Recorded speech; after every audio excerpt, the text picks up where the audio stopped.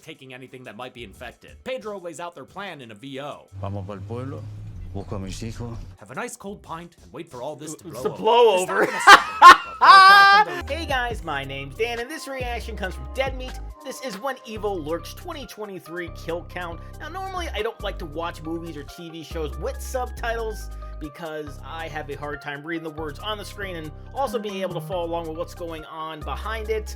But I was able to get through this one because I really wanted to know what exactly was going on in this movie before watching this video and be able to give a proper opinion, proper feedback on what happened throughout, and I can't wait to share it with you guys. Can't wait to see how this movie was made because there's a lot of cool stuff in here, and I can't wait to see what James has to say about it. But before we find out all of that, please check out all those links I have for you down in the description below. More specifically, Dead Meat's link if you haven't already. It's a great way to support the entire Dead Meat team, and a great and easy way to support me is to go right below this video. Click all those buttons down there, because not only let you see future reactions that I do, but also helps my channel to grow. And without any further ado, let's go. Welcome to the Kill Count, where we tally up the victims in all our favorite horror movies and show you how they were made. I'm James A. Janice, What and up, today we're James? looking at When Evil Lurks, a Spanish-language Argentinian film from 2023. When Evil Lurks comes from writer-director Damien Rugna, the filmmaker behind 2017's Terrified. It follows a pair of rural brothers as they navigate an outbreak of demonic possession. It's pretty unique among possession films by eschewing religion entirely. La iglesia murieron, doña. Instead, this demonic infestation is akin to a viral pandemic. As such, there are protocols in place that are supposed to manage and contain possessions, but people's unwillingness to follow those rules causes things to continually spiral out of control. It sets really the evil did. of demonic possession against the real-life evil of local politics and apathetic disbelief. There are a lot of parallels between the movie's infestation and COVID, but Rugna had a different inspiration: the health issues arising out of widespread pesticide use in Argentina. Oh my often by God. landowners who don't even live in the country. The movie works on both levels, as well as many others, some of which I'll undoubtedly miss. As with most foreign language films, my caveat for this episode is that I might fall short with cultural insights or pronunciations. That's fine. Apologies in advance. When Evil Lurks tells a fairly intimate story, but feels much bigger thanks to its world building, which is drip-fed over the course of the story. It keeps you engaged as you piece things together, thanks largely to the phenomenal cast. Ezequiel Rodriguez in particular is a powerful lead as an absentee father with a complicated Yeah, past. he killed it. Plus, dude, the gore in this movie is hard to beat. There's so It's much of it. so All of it good! I practical. love it. There are kills in here you have to see to believe. Bro, like the makeup and the prosthetics throughout this movie is just top notch. Including one that took home Best Kill at the Dead Meat Horror Awards. Oh, In nice! fact, When Evil Lurks won all 4 of its nominated categories. I can't say I'm surprised. Fans started calling it When Evil Sweeps. But that doesn't matter to YouTube, who can't appreciate good gore or intelligent social Of commentary. course they wouldn't. Now, normally, this is where I'd say we had to censor the hell out of things, and that you should hit up our $1 a month Patreon tier for the uncensored gore. But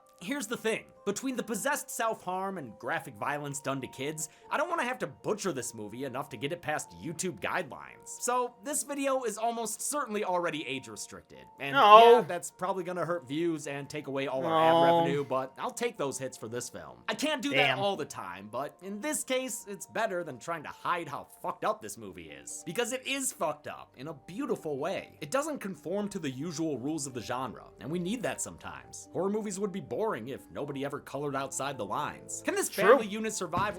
Whoa, what? Fuck. What the hell is happening? Soren, what the hell are you doing, man? Stand back. They could be anywhere. The They windows are closed. The darkness. The demons. They're coming for our hair. Oh! Wait, are you talking about unwanted male pattern baldness? Well, the fact that he's wearing the Atlanta Hawks hat. Don't give it a name, you'll invoke it. Zoran, unwanted male pattern baldness isn't some kind of demonic entity. Oh, no, that's where you're wrong. I learned that it affects 2 out of every 3 guys by age 35. And James, So I've heard. I'm over 35. I can't pull off bald. Oh, I think you could, especially with that stash. But either It's a way, nice stash. you don't fight it with a gun, man. Do what I do and fight it with today's sponsor, Keeps. Yay! Keeps offers both FDA-approved treatments for preventing hair loss and stimulating hair growth, all delivered in discreet packaging on a schedule I choose, whether that's every 3, 6, or 12 months. I don't know, James. I've been alone in this fight for so long.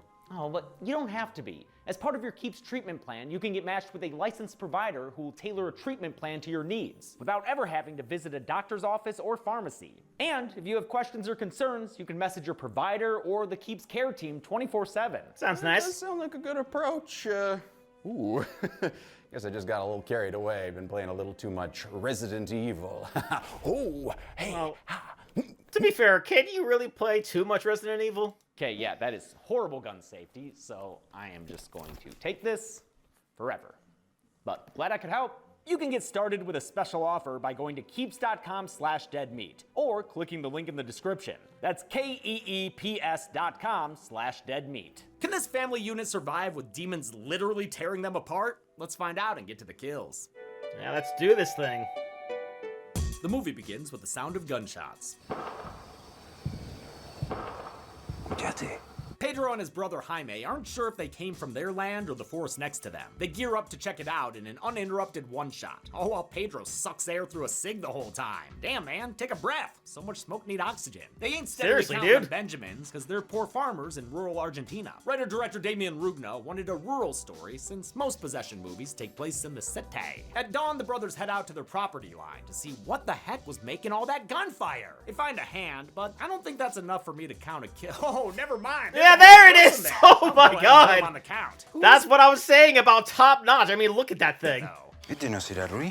I don't know, man. You tell me. All I'm looking at is a pair of pants. Nearby, they discover the body's belongings, which includes a case full of Scream-used props from National Treasure. Yo te lo doy en algún lado. Oh, that's dude, fun. Probably at the last escape room you did. They also find a file on Maria Gomez, a poor woman who lives on the land of their neighbor Ruiz. They head to Maria's to ask who the dead guy was. She reveals he was a cleaner, which in this world is a sort of government-sponsored exterminator. He wasn't here to squash bugs, though. Tiene que matar a mi hijo. Wait, why? What's wrong with your son? Oh my Oh, god! that's a he's human pimple gigantic. right there. Oh, just pus and boils and nasty shit. Está encarnado, está embichado. When I first saw this, it kind of gave me vibes from, I don't know if you guys have ever seen the movie Seven. It's about, you know, the 7 deadly sins or whatever, and gluttony is one of them.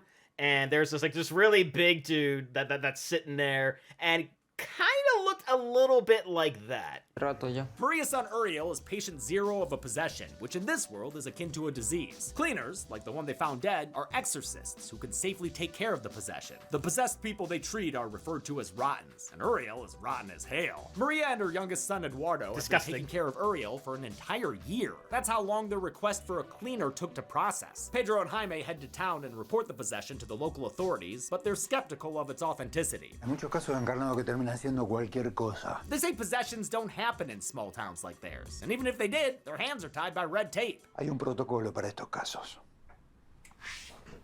Nosotros llamamos, viene salubridad. That ellos goddamn resuelven. red tape. Listo.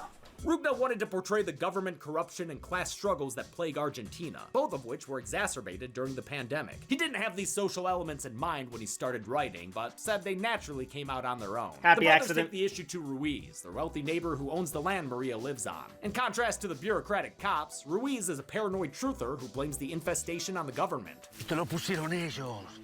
Fue el Estado. Me quieren sacar mis tierras. When he finally sees it for himself, he spits out classist rhetoric at his tenants, saying their kind contaminates things. Mira lo que trajeron.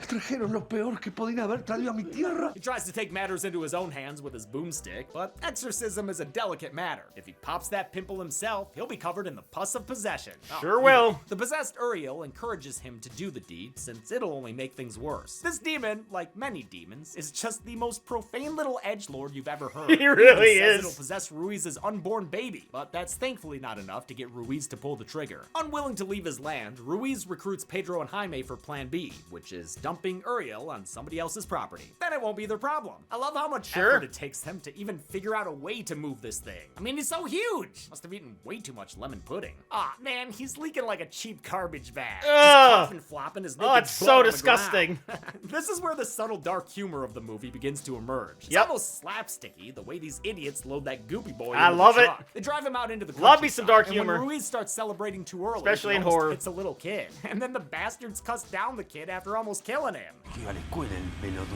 As you might have guessed, that reckless driving dislodges their contaminated cargo. Even though, can we get a replay on that footage? Yeah, I don't see no bloated corpse anywhere near that kid. Still, Ruiz figures they're far away enough that it's fine. Oh, Ruiz, if only that were true. The next morning, Ruiz Yup. is called outside by his pregnant wife, Jimena, who points out a goat that's acting spooky. I think it's that one? Or, wait, that one?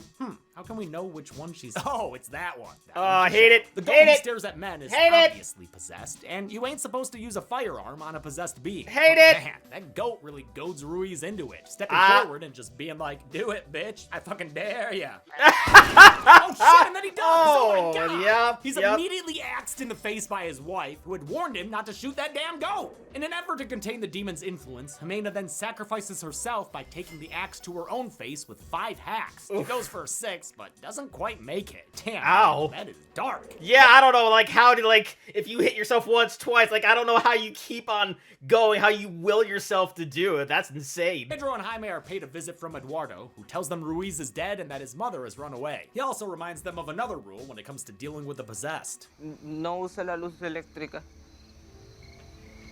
Hace sombra que atrae la maldad. Eduardo wants to spend the night, but Jaime says no. Pedro at least offers him their barn for the price of 1 gun. Thank you, small orphan child. Now go on and get. The brothers get out of there the next morning, leaving behind everything they own. They don't want to risk taking anything that might be infected. Pedro lays out their plan in a VO. Vamos pa'l pueblo, busco a mis hijos. Have a nice cold pint and wait for all this to blow To over. blow They over. stop in a suburb, a far cry from their ranch, so I love this shot. Speaking of dark humor in a horror movie, Shaun of the Dead. I absolutely love that he referenced that. Pedro can barge into the home of his ex-wife Sabrina. She lives there with her new husband Leo and their family, which includes their young daughter Vicky and Pedro and Sabrina's son Santino. Pedro tries to warn them about the approaching catastrophe, but he's met with disbelief, and not just because he's stripping off his demonically tainted clothes. He's done something that warranted a restraining order, and has also been a deadbeat dad. 4 años desaparecido, ni un puto peso me diste. Y ahora venía así como si nada. For Pedro, Rugna took inspiration from fathers like his own. Good guys who had bad luck and then made bad decisions that ended up pushing their families away. Pedro burns his clothes as a pandemic precaution, or at least he tries to. La concha. Oh, thanks, Leo. so I'll get down. awkward. Problem is, we saw the family's dog Roger sniffing through that laundry before he burned I it. hate it. Animals are the first to be affected. So Hate this it. whole time, we're just waiting for something bad to happen while these people scream at each other.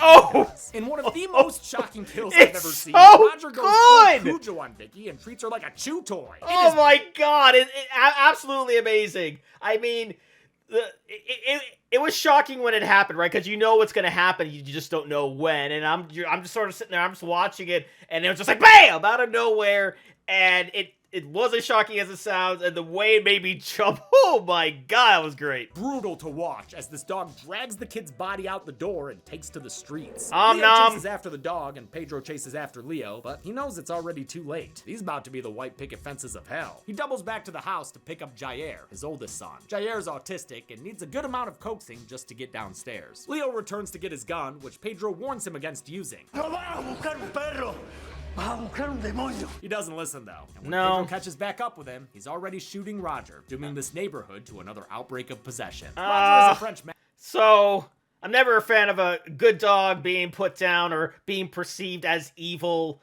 but I definitely get it in this sense. Mastiff, which Rugna wanted since it's not the typical dangerous dog breed in media like a Rottweiler. Problem was, their dog actor was so passive and lazy, it was almost impossible to train. Pedro gets back and discovers Vicky has returned as well, seemingly unharmed, Good puppy. even though she was just a squeaky toy a few minutes ago. While he recognizes her as the creepy horror movie kid she is, Sabrina's just happy to have her daughter back, even when she starts talking all cryptic. Que papi va a venir a casa en el auto y pum. Pedro How? bundles his sons into I don't the know how she was the only one that did not see that coming. Maybe it was just wishful thinking seeing her daughter again. family car. Before they can escape, Pedro watches Sabrina get killed when Leo slams her into the side of the house in his truck, fulfilling Bam! his daughter's prophecy. His fucked up little daughter. Look at her dance. And I don't know if I should go by infected rules or what for this count, but I will add Leo right now, since he seems to have completed his crossover to the dark side. Pedro and I his agree. boys flee the scene and I join up accept with it. Jaime, who's been picking up their mother Sarah. She's happy to see the the family back together, but is skeptical of their claims about a rotten.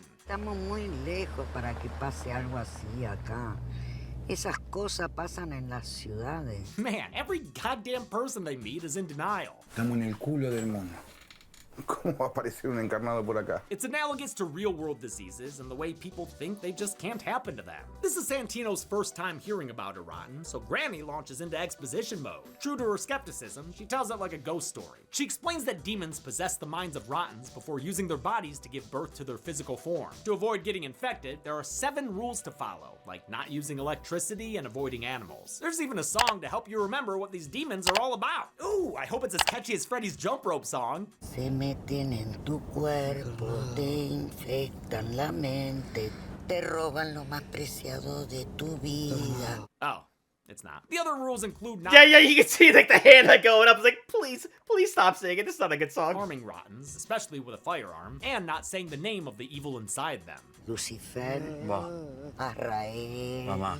Belfegor. Paimon, Pazuzu, Pacino. Ah, shit. Now you got me Pacino! doing it. Grandma forgets what the 7th rule is, but it's fine. I'm sure it's not important or anything. The way characters respond to these guidelines echo human behavior during times of crisis. Rules take effort and self-control to follow, but since people are greedy, lazy, or impulsive, they end up breaking them. Rugna wanted to make sure the rules were explained in a way that felt natural, opting against cliches like dumping them all at the beginning via TV or a newspaper. While Etta stopped trying to buy Jair an ice cream treat, Sarah gets a call from a conspicuously alive Sabrina. Pedro takes the call and is subjected to demonic vitriol. Sabrina says his sons hate him and that he's a little man. Por eso te fui siempre infiel. Por eso tuve que ir y revolcarme con todo.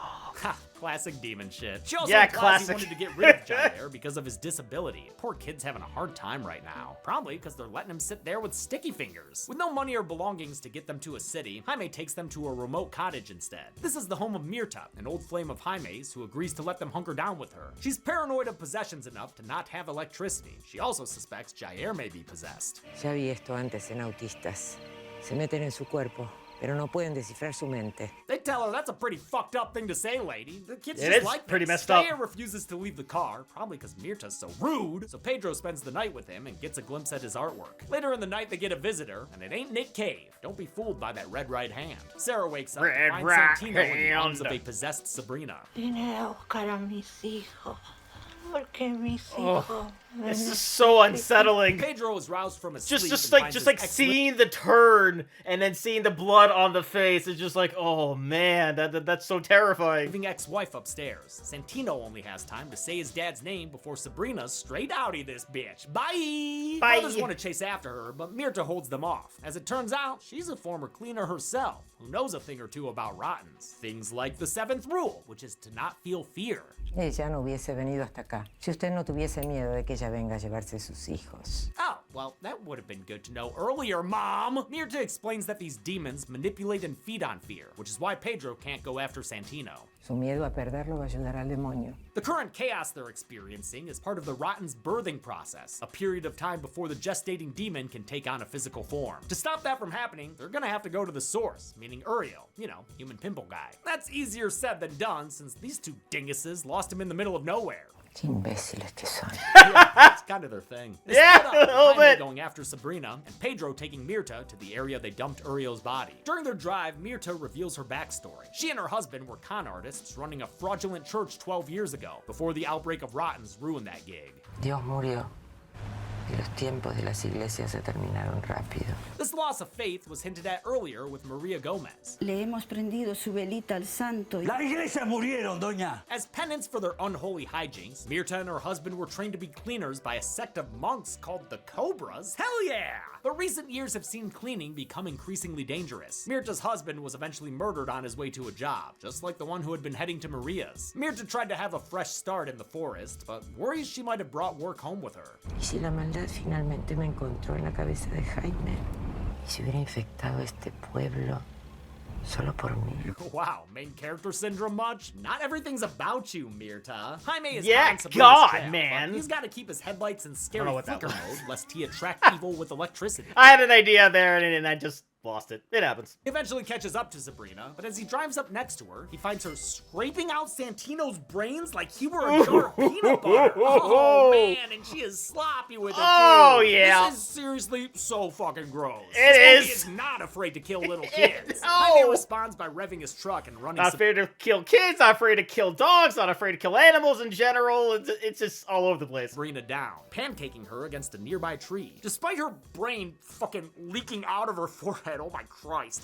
I don't think I can add her to the count right now. She's still got enough kick to discuss a past infidelity between her and Jaime.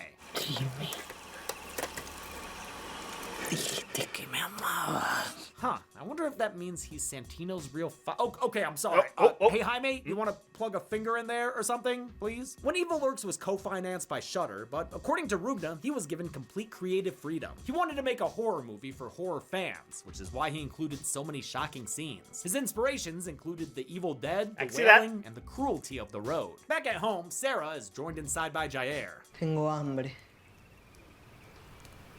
Y frío, abuela. ¿Me puedes hacer algo caliente para tomar? Huh, something's different about Jair. Did he get a haircut? Or maybe Mirta was right all along. Pedro finally reaches the area where they lost Uriel. Mirta knows enough to refine their search to a nearby school. A la maldad le gustan los niños, y a los niños les gusta la maldad. Yeah, that tracks. Sure enough, they find the school abandoned, save for a classroom full of beguiled out students. Damn, really burning the midnight oil there. Big test tomorrow? Nah, these kids have got something wrong with them. Like, something really wrong. Yo, yeah. They band together to protect and hide the evil demon. And look at that, another little hellion is arriving right now. It's that bicycle boy from earlier, and he joins the others as they misdirect Pedro, telling him that Uriel's in different places. He gets so pissed, he starts smacking the shit out of a little girl. Simmer down, Pedro, this ain't a boarding school. The demon's appeal to children was meant as a metaphor for fascism's appeal to young people, and the way its ideas can spread like a possession. They realize Uriel is at the school. Somehow, the little bastards dragged him in here and buried him beneath the theater stage. They also got their hands on some lime and used it to mask the smell of the dead parents and teachers they've killed. I can see at least 5 bodies in there, so I'll add them to the count. And though we do get this exchange, Hay uno vivo. No importa, saca al embichado, Pedro. I'm gonna go ahead and ignore it, because spoiler alert, these people do not wind up at a hospital receiving medical attention. Nope. Beneath this body pile is the big man himself, and Uriel is a big man, which is gonna be a problem. Mirta needs him out in the open to complete the cleaning, which uses this big bad telescope cannon thing or whatever. She wants Pedro not to run or be dumb, but come on, Mirta, you know who you're talking to, right? Pedro only has a hammer to take the stage apart, but that girl he kicked the shit out of suggests a fire axe in the office. Mirta warns him that it's a trap, but he can't think straight with Uriel egging him on.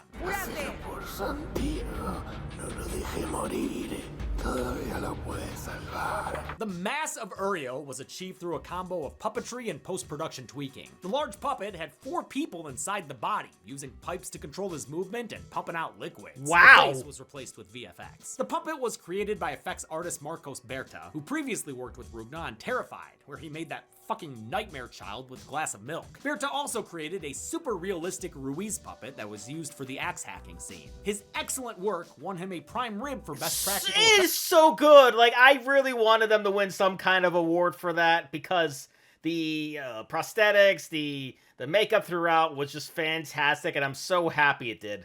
Which he actually has listed on his website. Oh man, that's so fucking cool to see. That's awesome. Uriel reveals that Pedro nearly killed his kids while trying to kill himself some time ago. That's why Sabrina had a restraining order against him. We've been getting hints about the incident all movie. ¿Ese es tu hermano el que tapó la salida de la estufa? Eso es todo un invento de la que era la mujer para quedarse con los nenes. Unable to battle his own demons, let alone this big nasty one, Pedro does the dumb thing and leaves to get the axe. Predictably, the trap is a trap, and Pedro gets locked inside the office. God damn it, dude. Come on. That leaves Mirta, the only person who might have been able to fix all this, to get overwhelmed by the kids. They drag her away while hammering her in the head. Oh, man. Kids killing people always bothers me. It's just so messed up. And that girl don't stop. Pedro finally manages to escape and finds himself alone with Uriel, ready to play some Jackbox games. Oh, Jackbox! He grabs Mirta's equipment and plays some unholy whack-a-mole, caving in Uriel's head as the rotten laughs. Looks I don't think so that's how that good. is meant to be used, dude. While Uriel's physical form can be added to the count, Pedro didn't kill the demon inside of him. He can only sit by as it climbs out of the corpse, taking on the form of a bloody child. The gloopy red demon kid spares Pedro, giving him a Lion King mark that probably means something like, thanks for being a dumbass, dude. Regulations in Argentina pretty much forbade kids from having blood on them, so the child born out of the rotten was actually painted blue and turned red in post. Other child labor laws meant they could only shoot with the kid actors 4 hours a day, a few days a week. They also tried to keep the blood and special effects away from them, and used puppets for any scenes with kid corpses, of which there are many. With its impressionable fan club of kids, the demon heads off into the rising sun, bringing life to the picture Jair drew. Not sure what implications this has for, the world, but the next morning, the brothers have an emotional reunion. They head back home where Pedro washes off the night's events, although he can't rid himself of that damned mark of the beast, looking like he fell asleep first at a bachelor party. Jaime discovers that Eduardo is still hiding out on their property. The kid confesses that he was the one who murdered the first cleaner under the demonic influence of his brother. He also reveals that he killed and ate his mother Maria off screen, so I'll go ahead and add her to the count. Yikes! Eduardo implies that Jaime's own What a way to mother go. has met a similar fate. Sure enough, after giving Jair some ice cream, Pedro notices his son choking. In one final disgusting little addition to the movie, Jair coughs out blood and hair and all sorts of nasty shit. No, I've never heard. The source of his clog is Sarah, confirmed when he spits out the necklace we saw her wearing earlier. It's a devastating revelation. And yo, what the fuck was that, Jair? The movie ends seriously. with a long take as Pedro has an emotional breakdown outside. How many kills were lurking in this pandemic-wide possession film? Let's find out and get to the... Oh! Y pum. Oh. Alright then. 16 people died in When Evil Lurks. The victims consisted of 8 males and 8 females, giving us this demonically diametric pie chart. We've only seen this count and breakdown twice before on this show, in Friday the 13th Part 7, A New Blood, and American Psycho. With a runtime of 99 minutes, When Evil Lurks had a kill on average every 6.19 minutes. Golden Chainsaw for coolest kill could honestly go to most of the ones in this movie. Yes! But I've got to give it to Vicky based on sheer shock value. And the Same. fact that it won Best Kill at the Dead Meat Horror Awards. Agreed. I still can't believe they killed a kid like that. Dom Machete for lamest kill will go to Maria, since it's an off-screen kill that doesn't even have any on-screen upchuck like Sarah's did. And that's it. When Evil Lurks was released in 2023 and was Shudder's first Spanish-language co-production. Muy bien! Until next week, I'm James H. Neese.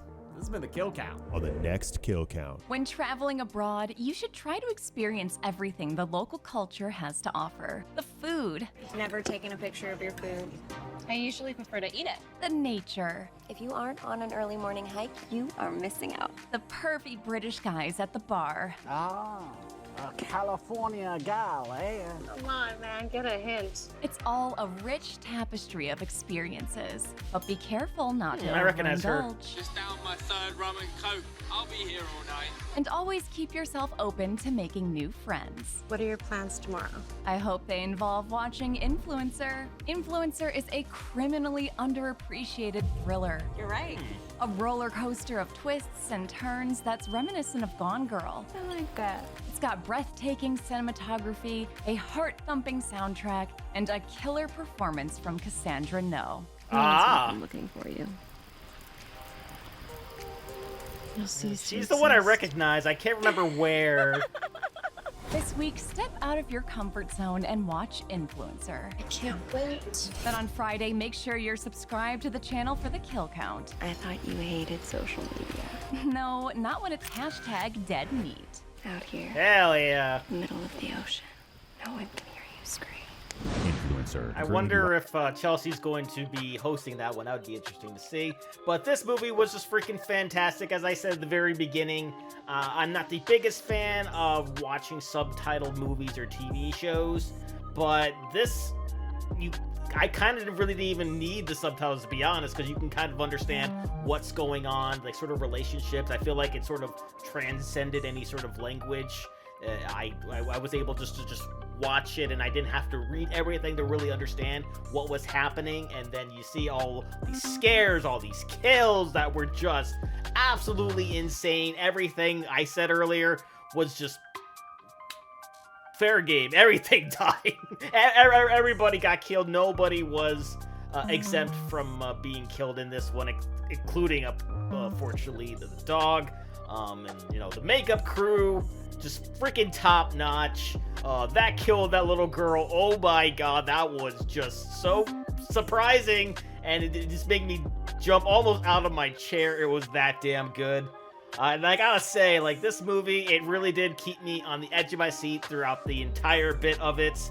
And it truly did live up to its title, because you never really know where the evil is lurking. So, that's going to do it for me here. Comment down below, let me know, what did you think about When Evil Lurks? Please leave a like if you enjoy. Please check all those links I have for you down in the description below. And lastly, and most importantly, I want to give a huge shout out to all my $5 and up supporters on Patreon: Cruising, Wolverine 310, GBN, Kester Cronage, Joseph McSweeney, Amber K, Raymond Bright, Joshy, Chris Curtis, Haley Machinardi, Ann Perry, Larka, Foxcaphony, Morgan Page, Misa, Misa2, Lily the Stoopy Fan, Lauren, Allison the Aesthetic Girl, Fleet Street Vicomp, Steffi, Travis Knops, Sophie the Sunset Girl, Sarah Long, Summer the Dog Lover, Scott, Misa3, Andrew of the Voo, Arrow Hamster, Kay, and Inca Linquist. And if you too like to have a shout out at the each and every one of my videos, please head over to patreon.com/TheDanReactor for more. And I'll see you guys next time.